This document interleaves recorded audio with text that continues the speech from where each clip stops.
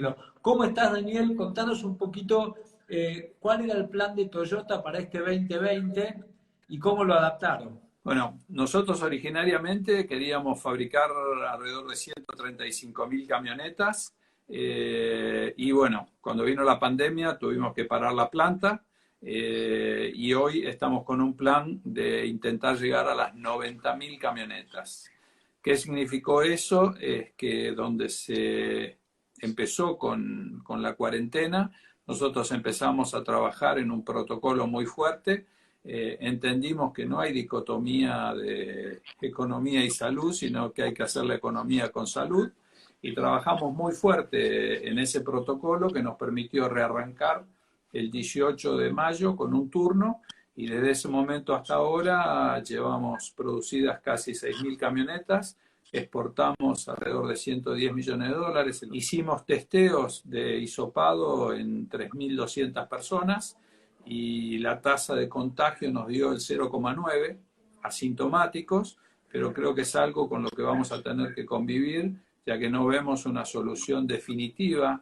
Bueno, nosotros en el protocolo definimos que la gente viene en transporte privado, son micros que proveemos nosotros, viajan solamente del lado de las ventanillas, van y vienen en el mismo micro, con lo cual cuando tenemos un testeo positivo o tenemos un sospechoso, automáticamente lo que se hace es se descarta o se manda a la cuarentena y al testeo al colectivo en el que llegaron, se manda a cuarentena y testeo a la célula donde trabajaba ese miembro y si es un positivo, lo que se hace es separa la planta y se desinfecta toda la célula de trabajo.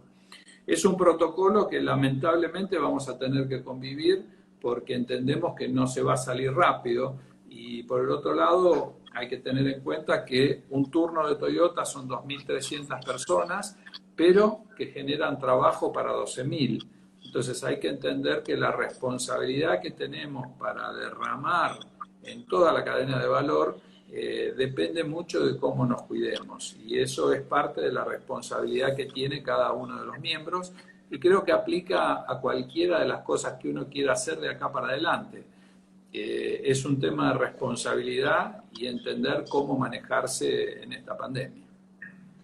Daniel, cuando empezamos nuestra charla un poco entrecortada, llegaste a contarnos que tenían previsto vender 130.000 camionetas, que ahora están más cerca, recalculando, en unas 90.000.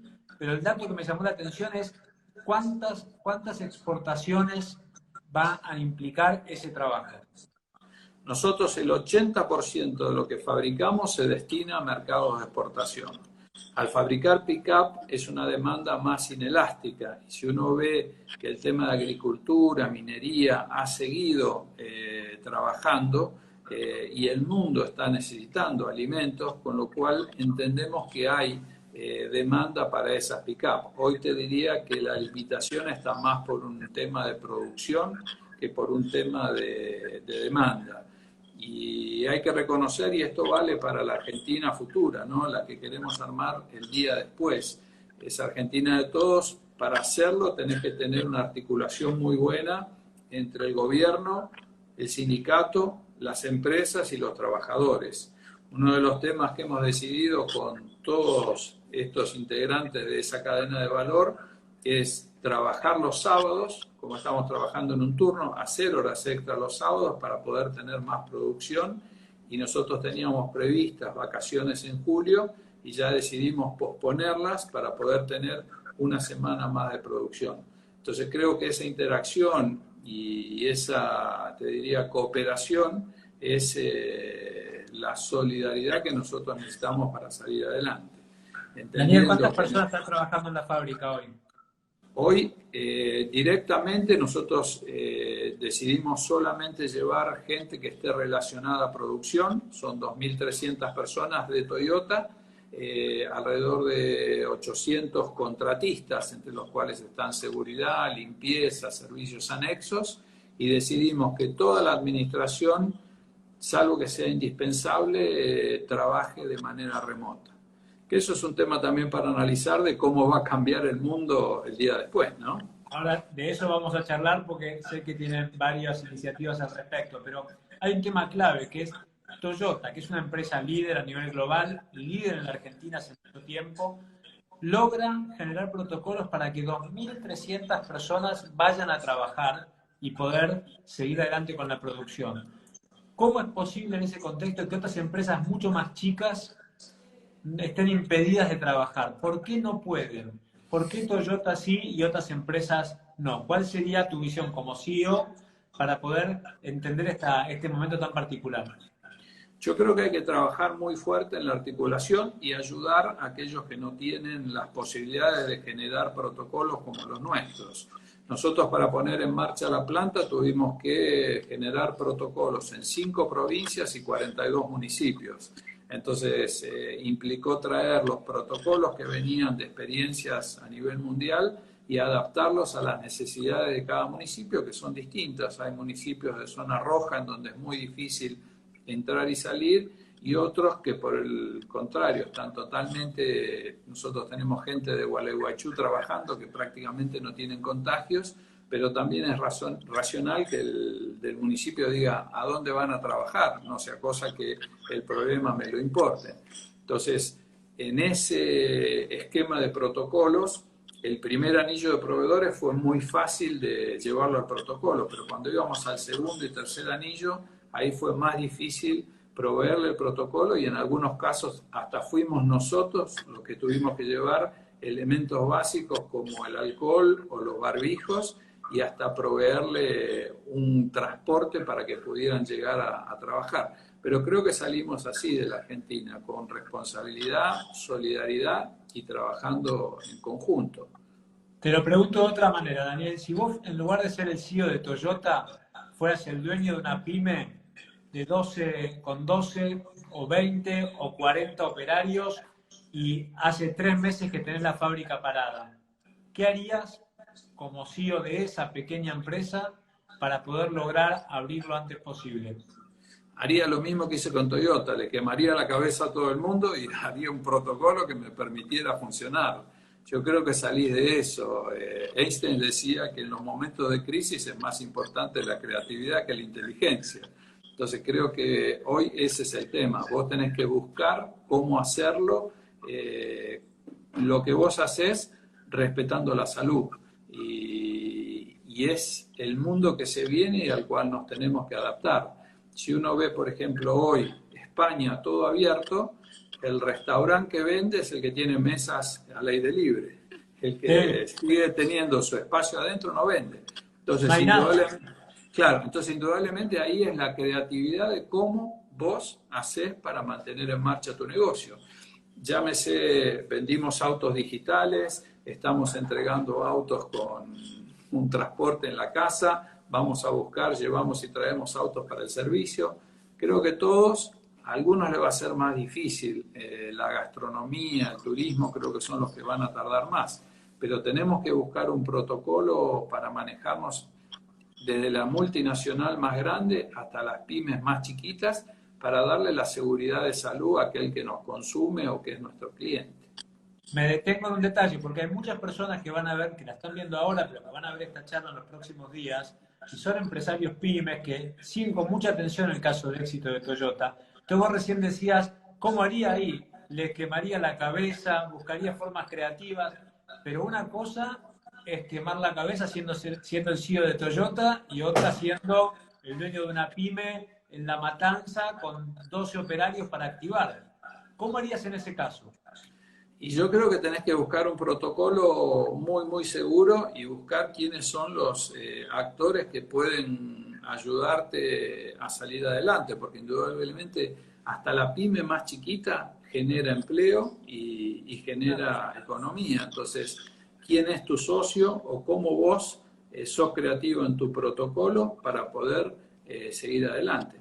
Y tuvimos pymes en La Matanza y tuvimos que trabajar mucho porque, como decía antes, en zonas rojas los protocolos tienen que ser más difíciles, pero siempre vas a encontrar alguna vuelta. No le podés pedir todo a un solo actor, no te podés parar enfrente del gobierno y pedirle, haceme todo y arreglame, porque es imposible pedirle a un gobierno como el argentino la misma asistencia económica que puede tener Estados Unidos o Merkel en Alemania.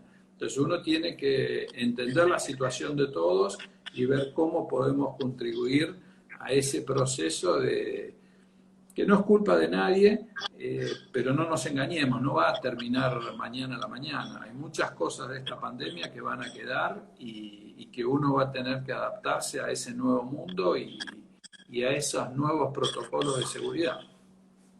Daniel, seguramente por tu posición tenés charlas cotidianas con CEOs de Toyota en la región, en otros países e incluso en otros continentes. Te quería preguntar si las estimaciones del rebote, cuando todo esto haya pasado, son más optimistas en otros países que en la Argentina. Ahí te doy un poquito la estadística. Nosotros venimos siguiendo todos los casos a nivel mundial, ¿sí? El primer caso de pandemia fue China y nos sorprendió muchísimo que en la salida de la pandemia la demanda de vehículos fue más alta que antes de la pandemia. O sea que sobrepasaron los volúmenes que teníamos antes de la pandemia. En el primer momento dijimos, bueno, puede ser una inyección económica o pueden ser algunas hormonas artificiales para que el mercado crezca, pero corrobora ese crecimiento el consumo mayor de combustible. Entonces puede ser que en la salida de la pandemia tengamos gente que decida, bueno, me bajo un poquito del transporte público, del auto compartido y por un tiempito uso mi auto privado. Es un poco la experiencia que hemos tenido. Mercados como el europeo, España, Italia están mostrando tendencias parecidas. Imposible asegurar que esto es algo de largo plazo, pero creo que puede llegar a ser una tendencia en el arranque hasta tanto se normalice. Y obviamente va a depender de los instrumentos que vos tengas. Es muy difícil comparar los instrumentos financieros que pueda tener Europa a los que podemos tener nosotros acá. Entonces creo que de vuelta tenemos que volver a ser creativos para darle la solución a ese cliente que está buscando por un tiempito una movilidad privada. Ahí desactivé un segundo los comentarios para poder verte mejor porque estaba lleno de letras. Con los últimos 5 minutos de entrevista los vuelvo a activar por si hay algunas preguntas interesantes, se las comparto a Daniel. Daniel, me estábamos hablando antes con el tema de la revolución del home office. Entonces, quería preguntarte cuánto se modificó en Toyota y qué planes tienen para el futuro, qué porcentaje de la compañía que antes trabajaba en una oficina, en el futuro crees que puede trabajar solamente desde sus casas. Bueno, ahí te voy a dar 2 temas de cómo cambia el mundo. Nosotros en diciembre armamos una página digital para vender autos totalmente no presenciales. Y yo en ese momento dije, bueno, que hay que prepararlo, el futuro ya vendrá, todo bárbaro. Digo, pero no creo que un argentino típico de los latinos, que va 3, 4 veces al concesionario a ver el auto, por más que ya lo tiene decidido, y que va a buscar el auto con la familia y los amigos, porque es un hecho importante, que decida comprar un auto por internet. Y sin embargo, durante este periodo hemos vendido un montón de autos a través de la página digital. En el caso del home office pasó lo mismo. Nosotros teníamos un régimen y estaba utilizado... Perdón, Daniel, ¿cuántos autos vendieron por la página web? Hoy vendimos prácticamente el 20% de lo que vendimos en este periodo a través del canal digital. Y eso es muy, muy bueno pensando a futuro. Y en el caso de home office, nosotros teníamos un ejercicio que rondaba en el 25% de nuestra gente haciendo home office. Teníamos un esquema bastante flexible donde cada uno elegía cuándo quería hacer el home office, pero hoy descubrimos que podemos funcionar de manera remota. Ponemos en la balanza lo que es el contacto social que hace también a la empresa, porque uno cuando se ve, y más en el caso nuestro, ¿no? Esa relación de contacto y de informalidad que se pierde en una conexión por Zoom. De hecho, son más eficientes que una reunión, porque en una reunión de 10 personas por Zoom nos atenemos a lo que hay que hablar y nada más. Si ponemos 10 argentinos en una reunión, en una mesa, vamos a hablar del tema que teníamos que hablar y 22 temas más que son también al negocio. Entonces, entendemos que vamos a salir de esto con un porcentaje de trabajo de remoto de alrededor del 50%. Hicimos una estadística o una encuesta en nuestra empresa y lo máximo que la gente pidió, totalmente anónimo, o sea que era su expresión, lo máximo que pidió fue 70% de trabajo remoto. O sea que todavía hay ese canal de contacto social con la empresa y con la gente, con sus compañeros de trabajo. Sí, con una particularidad también que Toyota, por quedar la compañía en Zárate, Home Office ya tenía una modalidad importante de 25%, pero que se hayan planteado que el 50% de la compañía es el sector administrativo, ¿no es cierto? Estamos hablando. Sí, sí, ¿Cuántas sector personas son? administrativo. Y ahí estamos hablando de 1.500 personas. O sea, que por lo menos 750 de esas personas pasan a trabajar solamente home office. Exactamente. Y esas personas van a tener 2 horas más de Netflix por día. 2 horas más, exactamente. 2 horas más para, que es lo que se ahorra en el viaje de ida y vuelta, generalmente Sí, al trabajo. sí. ¿Y esto, vos crees que van a llegar a implementarlo el 70% o incluso el 50% se va a llegar a cerrar? No, nosotros lo que decidimos es arrancar con un 50, vamos a ir al esquema voluntario, no queremos hacerlo forzado, y con una administración adecuada por parte de su jefe para poder mantener los canales normales de trabajos presenciales, que indudablemente hay todavía en esta Argentina, hay papelería que hacer, hoy hay que imprimir una serie de formularios para patentar un auto, pero entendemos que un 50% es totalmente factible y ahí va el siguiente tema. Te sobra espacio, te sobran transportes y genera, quieras o no, una eficiencia de operación necesaria para el futuro de competitividad que necesitamos. Daniel, hablando un poquito de la macro, ya en la que Toyota está inmerso, pero también todos, ¿cómo imaginás el dólar en este que está todavía tan anclado, subiendo lentamente? Los países vecinos ya devaluaron, la brecha con el blue sigue siendo muy alta. ¿En qué valores, cuando vos tenés que compartir un plan de negocios con Toyota Japón, en qué valores están poniendo el dólar para el segundo semestre y 2021? Yo creo que ahí tenés 3 cosas que interactúan entre sí y que son el dólar, inflación y mercado, ¿sí?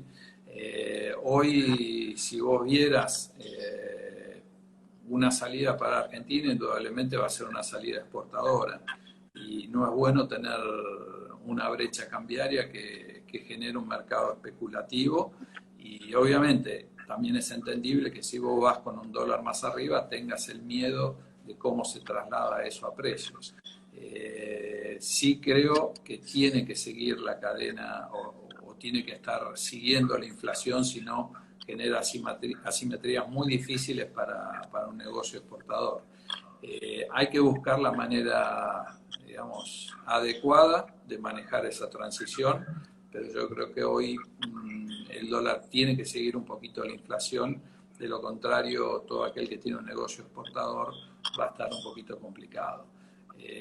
Creo que hay que trabajar mucho, es una condición muy difícil y una condición que nunca se dio, porque hoy tenés un problema global, no es que vos estás mal y tu vecino está bárbaro, hoy estás viendo el problema a nivel global, entonces hay que buscar salidas que te permitan, como digo yo, ¿no?, la continuidad del negocio.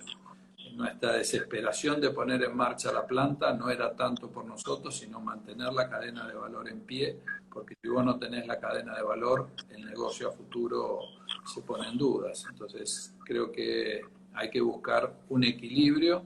Desde el punto de vista de Toyota, nosotros lo que hemos logrado es, vía esa mezcla de exportaciones, mercado doméstico, contenido local importado, el tipo de cambio no es una variable que nos joroba a nuestro negocio, pero no todos tienen la misma oportunidad y si vos hablás de una economía regional que exporta, este tipo de cambio a lo mejor le queda un poquito corto para lo que viene.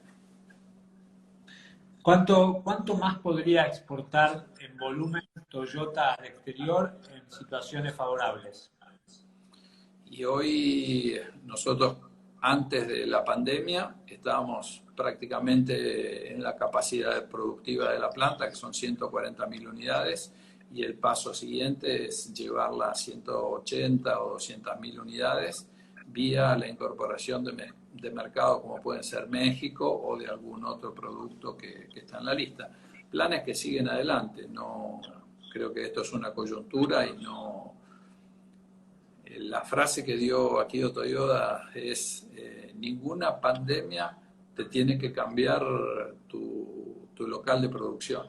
Si no, quiere decir que vos no eras lo suficientemente fuerte. Así que seguimos con todos esos planes en la Argentina y te diría que más sólidos porque la madurez que hemos visto para manejar esta pandemia desde el punto de vista de sindicatos, trabajadores y gobierno nos hace pensar que podemos hacer algo entre todos. Las crisis generan oportunidades, es cuestión de aprovecharlas. ¿Cómo te impactó y cómo impactó en el ámbito de CEOs de compañías tan importantes como Toyota el intento de expropiación de Vicentín, tema que cayó como una bomba en el medio de la negociación encima con los acreedores? ¿Cuál fue tu percepción? Ahí yo creo, es decir, es entendible el tema de los productores, el tema del mantenimiento del empleo, es súper entendible, pero yo creo que había un marco legal para solucionarlo y creo que hay que respetar ese marco legal y la institucionalidad si uno quiere tener previsibilidad a futuro. Entonces, si yo pienso desde el punto de vista de empresas y sabemos que vamos a vivir un segundo semestre con un estrés financiero muy grande, y especialmente en las empresas medianas y chicas, no le hace bien al que tiene que ir a buscar crédito. Entonces creo que la previsibilidad es lo primero que tenemos que tener y eso se logra respetando la institucionalidad y los marcos legales del país. Entonces creo que había otras soluciones para hacerlo. Entendible el por qué, lo que es fuentes de trabajo, lo que es productores, pero prefería respetar el marco legal. Y yo creo que si respetamos el marco legal y yo soy optimista y podemos arreglar la deuda, podemos empezar a construir una Argentina entre todos y sigue estando la oportunidad de hacerlo. El presidente te diría que están respetando el marco legal porque es una atribución incluida en la Constitución, aunque después los constitucionalistas discuten si eso está así o no, ¿no? Sí, pero mientras... una vez me preguntaron, dice, ¿y a vos cómo te influye si se arregla la deuda o no se arregla la deuda? Y contesté, es una cosa menos que tengo que explicar. Prefiero usar mi tiempo en pedir inversiones nuevas. Entonces, creo que es tan simple como eso. ¿Qué porcentaje del tiempo que ocupan tus conversaciones con Japón incluyen la particularidad argentina? No, te diría que no mucha. El japonés tiene una confianza muy grande en la Argentina, esto es ancestral. Hago rápida la historia porque hay gente que dice que es el tango, no es el tango. Cuando Japón estaba en guerra con Rusia, necesitaban barcos. En ese momento Argentina y Chile tenían barcos en construcción en Italia, barcos de guerra. Se los piden a Chile, Chile se los rechaza. Argentina le da los dos barcos y le manda al capitán Domecq, que era el que estaba a cargo de la construcción de los barcos, a pelear la guerra contra Rusia.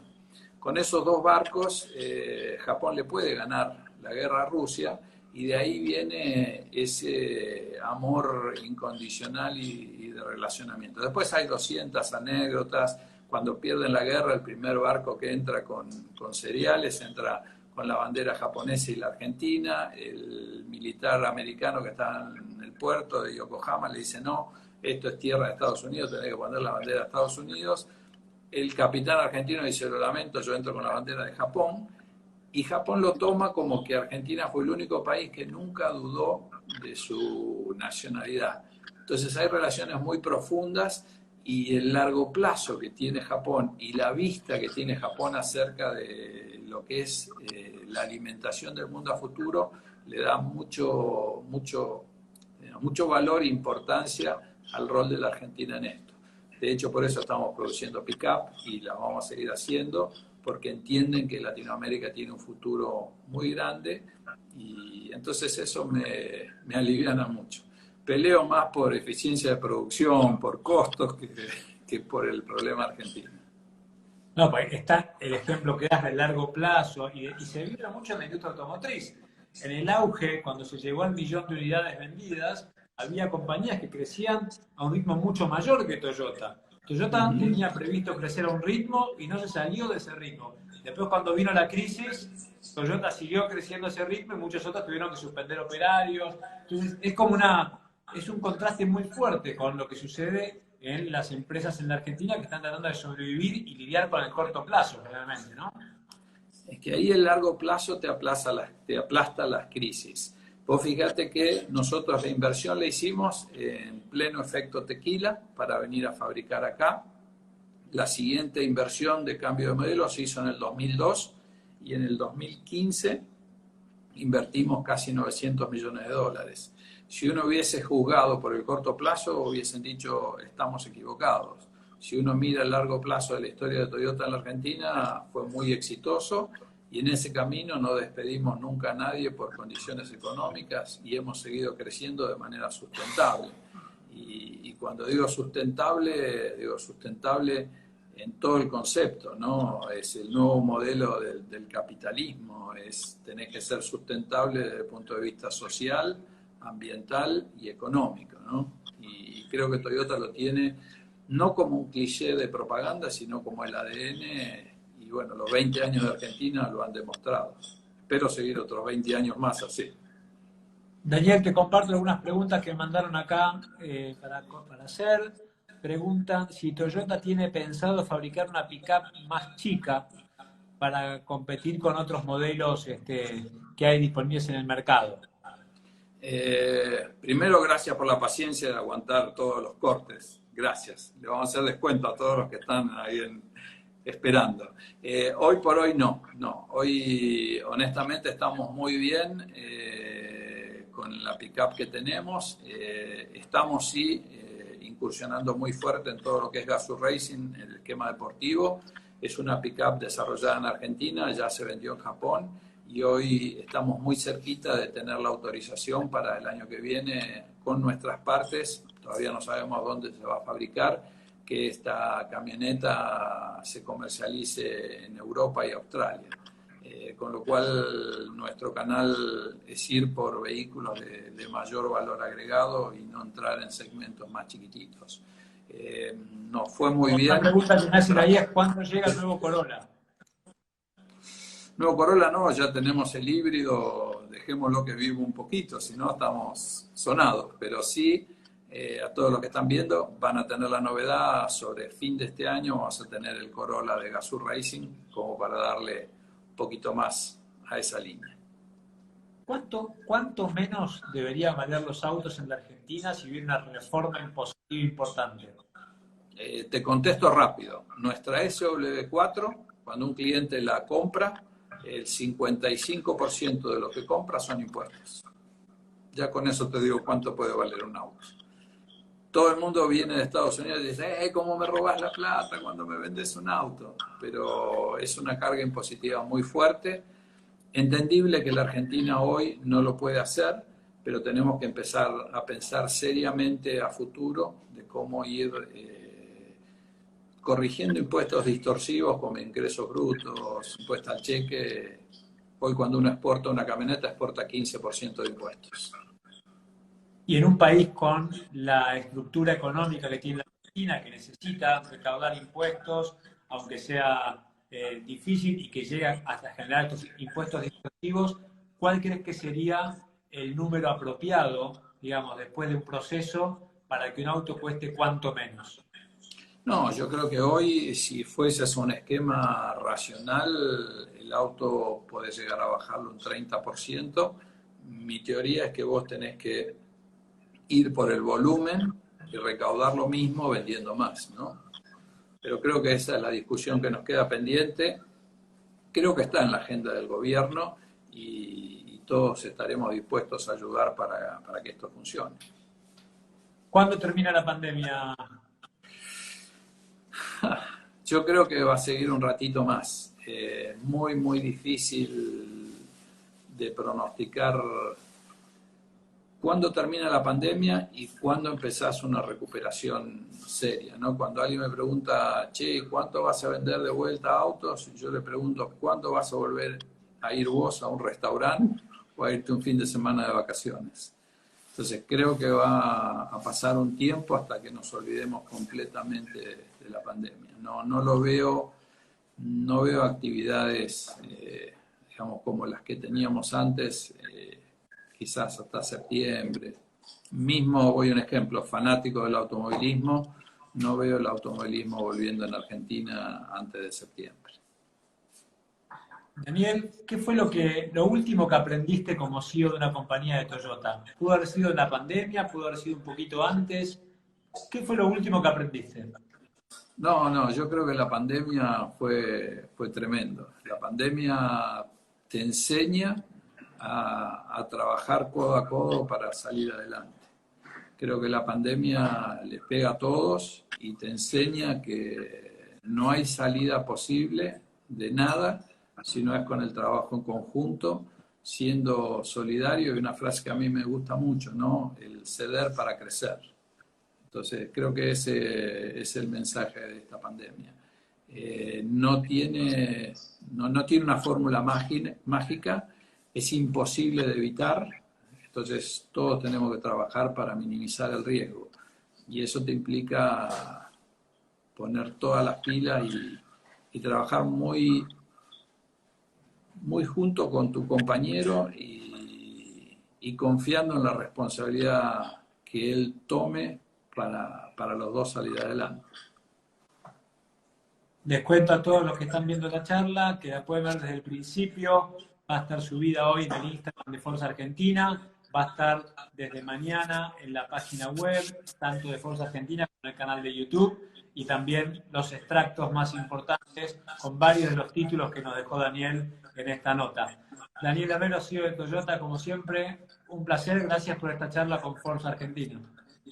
Muchísimas gracias a ustedes y gracias por la paciencia a todos. Ya mejoraremos nuestras conexiones para las próximas.